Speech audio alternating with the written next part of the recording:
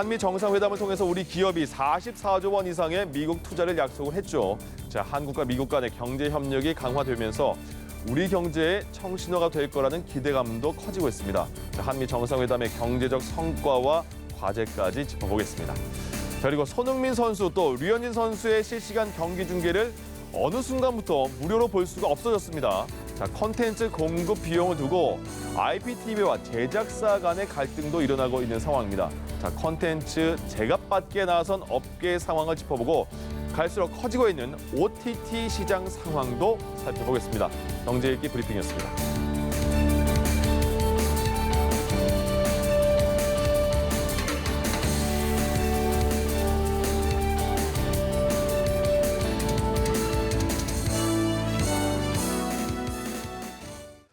네, 김대호의 경제읽기로 이어가겠습니다. 김대호 경제학 박사와 함께하겠습니다. 어서 오십시오. 네, 반갑습니다. 예. 이번 한미 정상회담에서 우리 기업들의 어떻게 보면 성과라고 해야 될까요? 많은 투자를 하면서 미국 측으로부터 바이든 대통령으로부터 감사의 뜻도 전달받았는데 반도체 배터리 분야 협력 이번 회담 성과 어떻게 볼 수 있을까요? 한마디로 환상의 윈윈의 경제 협력의 틀을 닦았다. 네. 이렇게 볼 수가 있을 것 같습니다. 예. 보통 이 산업화 시대나 그 이하의 좀 낮은 단계에서의 경제 교류를 하게 되면 한쪽이 이익을 보면 다른 한쪽은 손해를 보는 식민지 시대의 경제는 그랬습니다. 네. 그것을 흔히 이제 경제학에서는 제로섬 게임, 결국 합하면 제로다 이런 예. 얘기도. 그런데 이제 첨단 정보화 시대 때는 서로가 같이 이득을 볼 수 있는 그런 윈윈의 새로운 패러다임이 열렸는데요.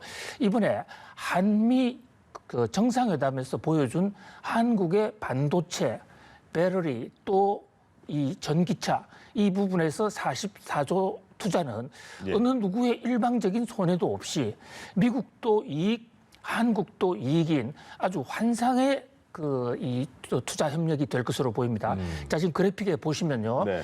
지금 44조를 이제 항목별로 좀 뜯어보면 우선 그림의 제일 위에 삼성전자가 이제 20조 원 정도를 투자해서 파운드리를 구축을 하기로 했습니다. 예. 그다음에 현대차는 아이오닉 자동 전기차 생산 기지를 만드는데 8조 정도를 투자하기로 했고요. 예. 또 그다음에 이 SK SK 이 이노베이션 또 LG 화학과 LG 에너지 솔루션 같은 이런 배터리 회사에서는 두 회사 합쳐서 약 한 이 20조 가량 되는 이 돈을 투자를 하기로 하지 않았습니까? 예.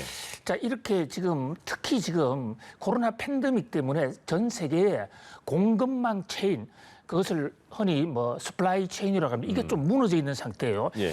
현대 복합적인 IT 기술 사회에서는 공급망 체인이 굉장히 중요합니다. 한 회사가 모든 걸 다 만들 수가 없거든요. 예. 한 회사가 설계하면 또 다른 회사는 소재 만들고 또 부품 만들고 또 그것을 제조하고 패키징 이렇게 나눠줘야 되는데 지금 코로나 팬데믹 때문에 일정 국가에서 생산 활동이 돌아가지 않는 이런 상태에다가 보고 또 새로운 산업이 출현하고 있는 이런 상태에서 공급망을 새로 재편해야 된다라는 그런 욕구가 높아지고 있는데 예. 이번 우리 44조 투자는 미국이 강한 것은 미국의 이를테면 반도체 같은 경우에 설계 부분 또 한국이 강한 반도체 파운드리 생산 이것이 합쳐져서 새로운 공급망 스플라이 체인을 미국과 한국 주도로 만들 수 있다. 한 공급망에 미국과 한국이 같이 같은 말을 타고 가면서 서로 시너지를 높일 수 있게 됐다. 예. 또 그러다 보니까 결과적으로 안보 동맹 못지않는 경제 동맹이 저절로 만들어지게 된 겁니다. 예. 그러니까 안보 동맹이나 외교 동맹은 서로 마음이 맞지 않으면 당장에 깨질 수도 있지만 네. 경제 동맹은 서로 투자를 해놓고 나면 한쪽에 지원 없이는 다른 쪽이 발전하기가 어려운 그런 구조거든요. 예. 한마디로 같은 말 등 위에 올라타는 그런 협력이었다 이렇게 볼 수 있습니다. 그렇군요. 문재인 대통령과 바이든 대통령 정상회담 끝나고 공정 기자회견 했는데 백악관에서 이례적으로 우리가 투자한 우리 기업들 대표들도 백악관에 초청을 했어요. 그리고 기자회견 중에 이렇게 세운 다음에 박수까지 치고 땡큐를 3번 말했거든요. 바이든 대통령이요. 그러니까 그렇습니다. 예. 보면서 그럼 미국도 우리에게도 좋은 일이지만 미국 바이든 대통령도 굉장히 과시하고 싶은 그런 성과였구나라는 생각이 들었어요. 그렇습니다. 미국의 정상회담 역사를 놓고 보더라도 예. 최고 정상인 대통령이 다른 나라 기업인을 정상회담 이 기자회견장에서 불러 세우면서 감사합니다라고 땡큐 세 번을 연발을 예. 했는데요. 실제로 뭐 이 SK의 최태원 회장이나 또 삼성전자의 김기남 CEO를 좀 일어서 주십시오. 네. 그러면서 박수를 치는 그런 모습이었거든요. 저 화면이네요. 예, 그렇습니다. 예. 바이든 대통령이 이렇게 감사할 수밖에 없는 것은요. 바이든 대통령 입장에서는 지금 이 미국을 다시 강력하게 꾸려가기 위해서는 미국의 바이든 대통령이 이른바 BBB 전략인데요. 네. 그렇게 하기 위해서는 반도체와 배터리 이런 그 첨단 통신기기의 소재 부품 산업에서 생산 기지를 미국에 좀 둬야 된다. 미중 무역 전쟁이 일어났을 트럼프 대통령 당시에도 생산 기지가 미국에 없다 보니까 예. 미국이 타격을 받았다. 이런 어떤 미국의 그 아킬레스건이 한번 나온 적이 있고요. 예. 또 바이든 대통령 입장에서는 지금 환경 경제로 전기차 쪽으로 대폭적인 지금 이동을 하려고 그러는데 예. 거기에 그 배터리를 만들어 주는 그 이 안정적인 부품의 공급 이런 면에서 이번에 한국 배터리나 반도체 회사들이 현지에서 대규모 투자한다는 것은 바이든 대통령의 정책 구상 나아가서는 미국의 미래 전략에 한국이 크게 기여하는 그런 모습이거든요. 네. 그래서 고마워할 수밖에 없었던 것으로 그렇군요. 보입니다. 자, 그럼 이제 반도체와 배터리 분야로 들어가면 삼성전자가 이제 20조 원 정도를 파운드리 공장을 짓겠다. 반도체 위탁 생산하는 공장을 짓겠다 했는데 지금 현재 공장이 있는데 이번에 발표한 추가로는 어느 공장에 언제 질지는 말 안 했거든요. 전략적인 건가요? 예, 그 아주 잘한 것이라고 봅니다. 예. 왜냐하면 아직 삼성전자는 이제 파운드리를 미국에 20조 원을 투자해서 짓겠다. 이것이 중국에 있는 시안 공장, 그동안의 역대 최대인 현지 투자 공장 그게 한 10조 정도 규모가 돼요. 네. 그거보다도 2배나 이래 큰 규모고 한 번 짓게 되면 예. 엄청난 부가가치도 나오고 또 삼성으로도 돈이 많이 들어가야 되는 상황이에요. 예. 또 그다음에 지금 그래픽 그림에서 보다시피 각종 반도체 회사 중에 좀 서로 간에 경쟁 관계가 있습니다. 그러니까 삼성전자와 대만의 TSMC, 예. 또 미국의 인텔 이런데 이제 미국의 경우에는 반도체에 투자를 하면 각 지방 정부나 이런 데서 세액 공제라든지 또는 규제 완화를 해주겠다 이러는데 삼성전자 입장에서는 보다 더 좋은 조건으로 가야 되지 않겠습니까? 예, 예. 그래서 지금 텍사스 오스틴에서도 오라고 그러고 네. 알래바마에서도 오라고 그러고 뉴욕에서도 오라고 그럽니다. 그럴 때 이제 어느 지역을 먼저 가겠다, 몇 월 며칠부터 투자하겠다라고 선언을 할 정도로 지금 삼성전자가 급하지도 않고요. 예. 또 그렇게 조금 그 여운을 두는 것이 각 주정부들을 경쟁시켜서 좀 더 유리한 조건으로 진출할 수 있는데 도움을 볼 것으로 보입니다. 실제로 문재인 대통령도 예. 저 44조 투자 발표를 한 직후에 한국 기업들이 정말 큰 마음 먹고 투자하는 것인 만큼 한국 기업에 대해서 중앙정부나 미국의 지방정부가 강력한 지원을 해줬으면 좋겠다. 라고 강력히 촉구했거든요. 예. 뭐 그런 대목에서 상당히 전략적인 선택을 했다. 이렇게 보여집니다. 각 주나 각 지역마다 그러면 삼성의 그런 공장을 유치하려면 어느 정도의 조건을 내놔 봐라. 우리가 그렇습니다. 검토하겠다 예. 그런 거군요. 예, 그렇습니다. 예. 조금 전에 보신 것처럼 삼성전자, TSMC, 인텔까지 삼각구도 크게 보면 삼각구도 경쟁이 벌어지는 거잖아요. 예. 앞으로 그 삼재 간에 어떤 분위기가 될까요? 뭐 기본적으로는 그 미국 입장에서는 세 회사가 다 미국 국익에 특히 경제 발전 프로그램에 다 도움이 될 것으로 보입니다. 예. 현재 그 인텔은 인텔대로 또 삼성은 삼성대로 TSMC는 각자의 그 잘하는 부분들이 좀 있거든요. 네. 그런 면에서 미국 입장에서는 그동안의 반도체 생산이 전 세계 한때 60%씩 갔는데 지금 미국 내 생산이 10몇 %로 지금 떨어져 있어요. 그러니까 새 회사가 다시 생산을 하기 시작하면 예. 이제 본격적으로 생산을 해서 미국의 반도체 제조 공급 능력이 크게 늘어날 것이고요. 네. 또 이제 TSMC와 삼성전자 또 글로벌 파운드리 이 파운드리 회사 간에 선의의 경쟁이 생기게 되면 예.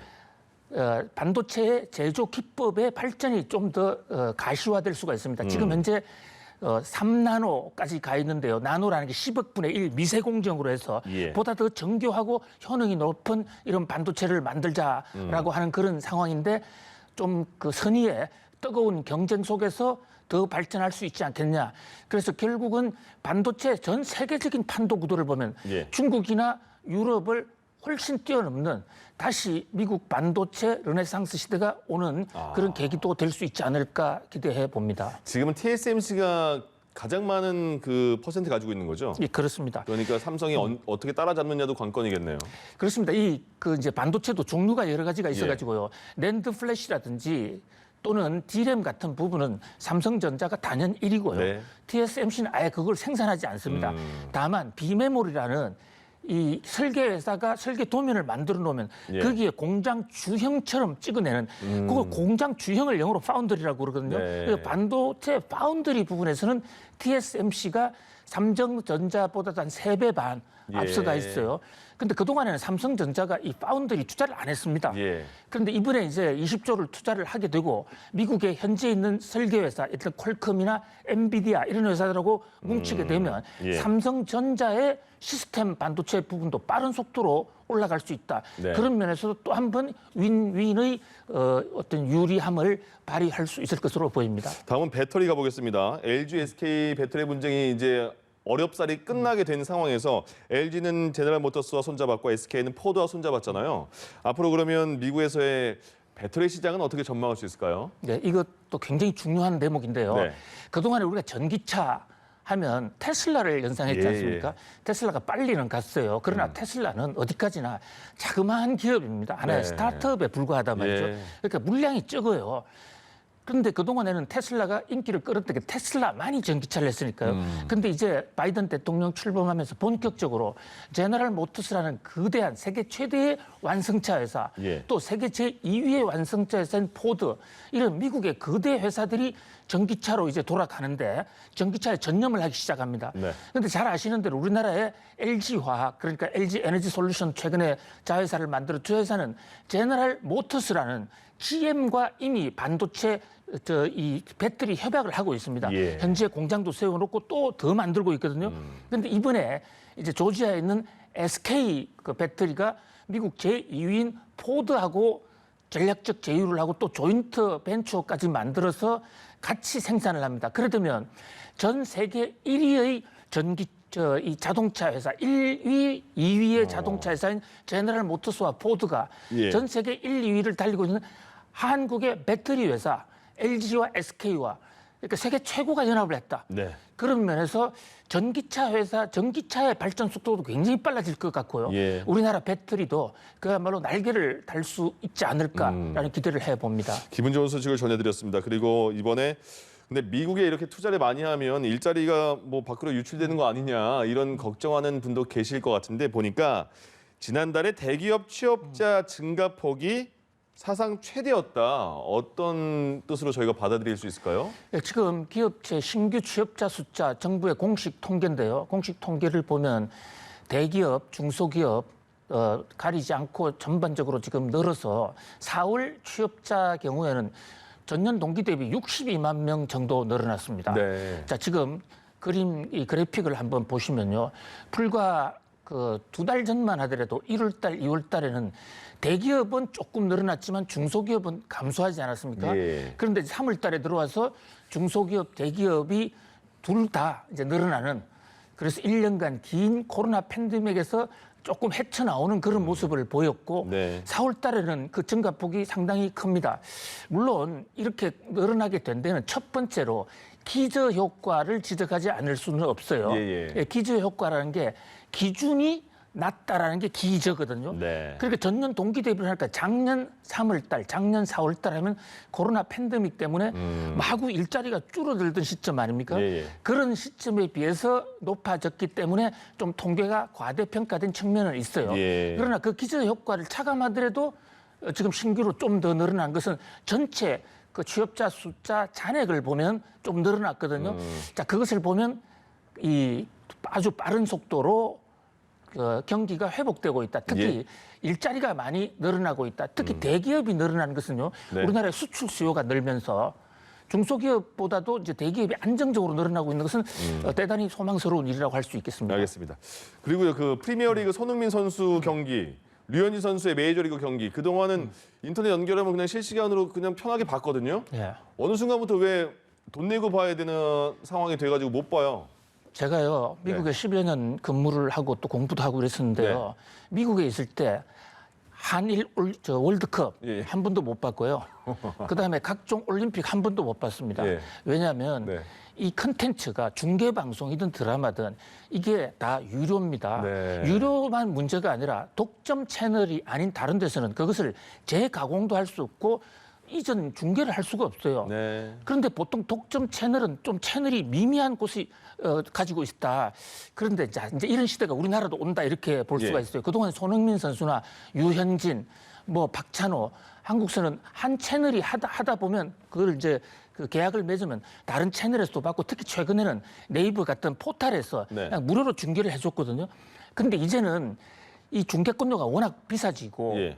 컨텐츠의 지적 재산 가치가 높아지기 때문에 더 이상 이렇게 그 마구 실어낼 수가 없는 그런 세상이 왔다 이렇게 볼 수 있습니다. 근데 그 IPTV 측과 CJ ENM 간의 갈등 이유도 있다라는 얘기도 있어요. 그렇습니다. 이제 IPTV 같은 곳에서는 CJ ENM 같은 데서의 드라마 이런 것을 이제 재중계를 해주는 이런 방식으로 국민들에게 미디어를 제공하고 있는데 네. CJ ENM에서 돈을 좀 높이자. 현재 상태로서는 도저히 생산성이 맞지 않는다. 예. 그러니까 이제 IPTV 3사, U+ 같은 곳에서는 아니 컨텐츠가 왜 그래 높냐. 그래서 컨텐츠 가치가 지나치게 저평가됐다. 이래서 서로가 이제 그 가격을 놓고 좀 이 마찰을 빚고 있는데요. 그러나 저것은 큰 흐름적인 측면에서 보면 결국은 자, 지금 자막이 또 잘 나오고 있지 않습니까? 이 그 미디어나 특히 컨텐츠에 어디에도 공짜가 없다. 그리고 그 금액은 점점 더 올라갈 것이다. 예. 그렇기 때문에 이런 세대에서 우리가 어떤 면에서는 위기이기도 하고 기회이기도 한데요.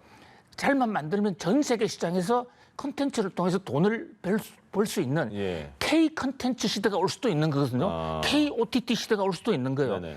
그런 면에서 컨텐츠 산업 육성에 정부나 기업이 좀 더 신경을 써서 컨텐츠의 경쟁력을 높여야 되겠다 이렇게 봅니다. OTT라는 게 이제 인터넷으로 동영상을 볼 수 있는 시스템을 말하는 거잖아요. IPTV는 그거를 틀 수 있는 플랫폼을 말하는 건데 이들의 갈등이 이렇게 있는 상황에서는 그러면 OTT 우리의 시장은 어떻게 될 것이며 또 다른 나라와 비교했을 때는 어느 지금 상황인가요? 예, OTT를 영어로 하다 보니까 좀 많이 말이 좀 낯설게 느껴지지만 그렇습니다. 우리가 매일 일상적으로 대하고 있는 것이에요. 영어는 오버 더 탑의 약자인데요. 네. 이 탑이라는 게 셋탑 박스의 탑이에요. 그리고 예. 과거에는 드라마를 보거나 이러려면 TV 옆에 셋탑 박스를 설치해야 되지 않습니까? 근데 네. 이제는 그것을 넘어서 온라인 스트리밍을 해서 본다. 예. 이래서 OTT 서비스거든요. 자, OTT의 세계 최일의 강자는 넷플릭스입니다. 넷플릭스, 예. 특히 코로나 팬데믹 상황에서 굉장히 커졌습니다. 네. 그런데 최근 들어서 넷플릭스가 새로운 컨텐츠 생산에 조금 휘청하면서 예. 국내 시장에도 우리나라의 OTT, 그러니까 우리나라에서 가장 큰 곳은 이제 웨이버, 또 그다음에 티빙, 왓챠 이런 곳이 있는데 네. 이 세 회사가 나름대로 좀 선방을 하고 있어요. 예. 그런 면에서 이 회사들이 이번을 계기로 바짝 한번 우리나라의 OTT가 세계를 평정할 수 있는 그런 어떤 발판을 삼았으면 좋겠다 이런 생각을 해봅니다. 예. 지금 넷플릭스가 완벽한 세계 1위인데다가 또 이번 하반기에는 우리 시장에 디즈니 플러스까지 들어옵니다. 네. 그러니까 어떻게 보면 경쟁이 엄청난 경쟁이기도 한데 그것이 기회와 또 하나의 챌린지가 될 수 있다 이렇게 예. 봅니다. 그러면 우리나라도 이제 넷플릭스처럼 우리나라 업체들이 OTT 시장을 좀 선점하는 걸 바라고 있잖아요. 예. 그럼 어떻게 플랫폼 업계와 이 컨텐츠 업계 지금은 약간의 갈등도 있지만 어떻게 서로 윈윈하는 방법이 있을까요? 그렇습니다. 결국은 갈등은 비즈니스 하다 보면 가격 문제나 네. 또는 공급 대상을 놓고 언제든지 있을 수 있는 것이고요. 예. 그 갈등은 많으면 건전하게만 이루어진다면 오히려 발전의 초석이 되리라고 봅니다. 결국은 그 컨텐츠에 대해서 경제적 가치를 우리 사회부터 인정을 해줘야 네. 그래야 보다 많은 우수한 제품들이 나오고 거기에 대해서 돈을 많이 투자할 수 있게 된다. 그런 면에서 우리 사회가 지적 재산권에 대해서 예. 과거보다도 훨씬 더 좀 관심을 가져줬으면 좋겠고요. 예. 또 하나는 이 스트리밍 서비스와 관련해서 우리나라의 포털 회사들이라든지 또는 이 중개 업체들이 해외로 좀 더 진출을 해서 우리나라 업체들이 손쉽게 전 세계 미디어 시장을 평정할 수 있도록 하는 그런 인프라도 좀 갖춰줬으면 하는 그런 바람입니다. 네, 알겠습니다. 김대호의 경제읽기 김대호 경제학 박사와 함께했습니다. 고맙습니다. 감사합니다.